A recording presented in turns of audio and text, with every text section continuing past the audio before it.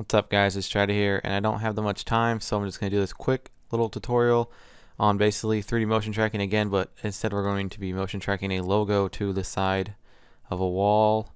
This is my transparent logo that I got from Bolo Shadows, so yes.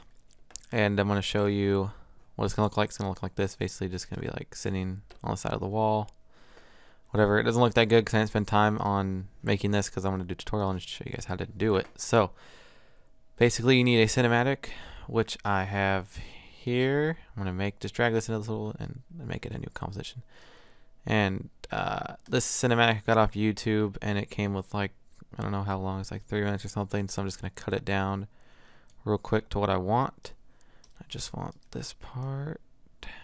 And if you guys remember from the last tutorial, or if you watched it, if you hold down shift, it'll once you get close, if you hold down shift, it'll snap right to where you want it.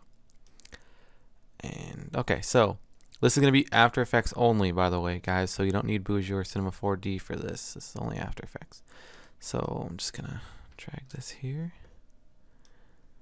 make it a little bit bigger. Okay. I don't know what the... Okay, so basically what we need to do is go down here, right click this, go to track camera. This is basically going to analyze the background and do some cool stuff or whatever. So it's going to take about a couple minutes. So I'll come back whenever this is done. Alright guys, so whenever it's done, basically it'll look like this. You'll see how much little points here. And like whenever you go to make like these giant targets. But if you come over here, you can actually change the like target point size. And I'm just going to put that back to 100, and then you gotta change the target size, what I'm actually gonna put down because I don't want like giant targets in my face. Okay, so if you guys want to put it on the ground, you would want to find some points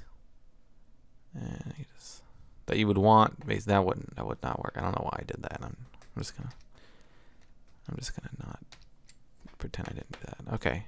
Let's put this back. So basically I want mine up against the wall, so I'm going to like search for some points, which would be like, oh, that looks perfect. Like right there. See how my target is like on the wall, basically. So, and you can go down further, I guess, and get a better one. Like right.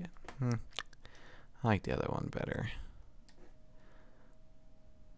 I guess this could be time consuming if like you can't figure out what you want, which I can't seem to do right now. Okay, I'm just gonna use like that one right there. Alright, so there could be an easier way to do this. I don't know an easier way. It's just the way I know how, and if there's an easier way, then tell me, because I don't know, it's just the way I do it.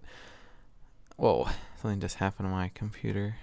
Okay, don't do that, computer. Okay, so right click it, create text and camera. And it's going to create two layers right here. One's going to be your 3D camera, one's going to be your text layer, and your text layer will be like on the side.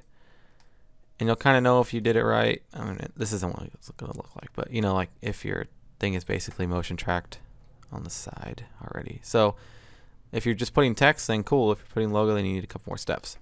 So you go back over here to project, go to your logo, go ahead and drag it down here. I'm going to put mine at the top. So it's just going to look like this, and it's just going to be a flat picture. This is how you make it so it'll like, you can turn to the side or whatever. You just click this little thing right here, which makes it a 3D layer. And it gives it like these little things right here, basically. So another way to doing that is right click 3D layer. So if you don't have this box or whatever. So yeah. And then also it gives you all of these new, see like you don't have all like the different rotations and stuff that you can do when you're not in the 3D layer.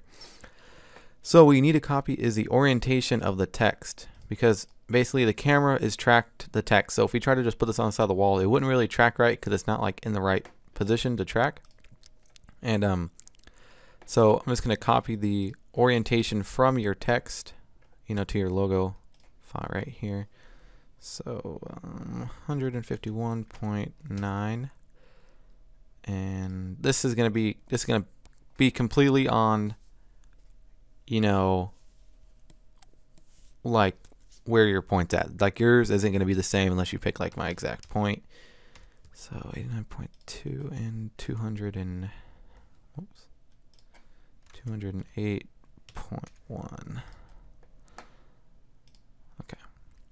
And then I need to get mine over to the position, so I'm going to change the position to be the same, which needs to be 675.6 and whoops, 352.8, and my last one is negative 4,240.1. Okay, so basically the Bolo logo is at the same point right now that the text is. As you can't really tell because everything's really distorted right now, but now we can delete the text because we don't need that anymore. Okay, yeah. And then I'm just going to scale this down by a lot because I don't know why it's gigantic. Okay, so we see it down here, and you could just use little side arrows to make it bigger like that. And also I'm going to make it smaller because I'm going to put mine up here like I had it in the video that you had seen before. Just kind of make it a little bit smaller. It's all based on what you guys want. Basically the tutorial was just to show you how to get your, how to get your logo in there and how to make it look on the side. The rest is all you guys, all your creativity, So this is basically the tutorial on it. There's nothing else really I can show you. I can give you a couple tips. One of them would be not to move it, on your Z-axis. Don't move it like this way. Don't be like, oh, I want to move it back, because it's just going to completely mess it up. See, you can see it moving around a lot. So, I'm going to put it back. And so this is pretty well tracked. If I change it to full, it's nice and crisp. Go down here, you can see it. And that's basically all you do, So, yeah. If you liked the tutorial, give it a thumbs up. If you didn't, then don't just thumbs up. Just, tell me what I did wrong. And so I hope I helped you guys learn how to put a logo on the side of a wall.